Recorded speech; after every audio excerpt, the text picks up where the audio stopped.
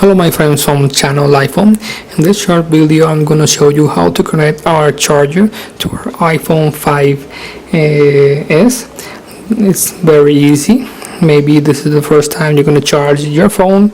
Maybe you don't know, or you have not have an Apple telephone in the past.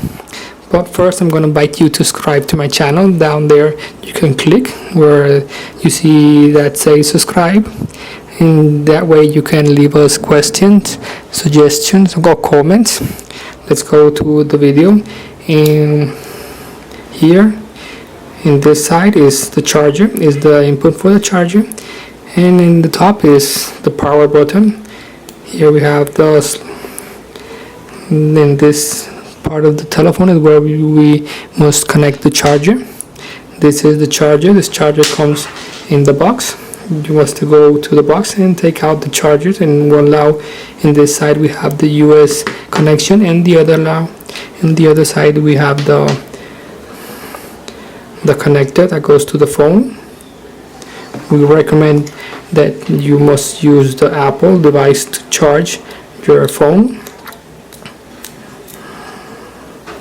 Connect this here, and this side of the connector is what you're gonna put into telephone.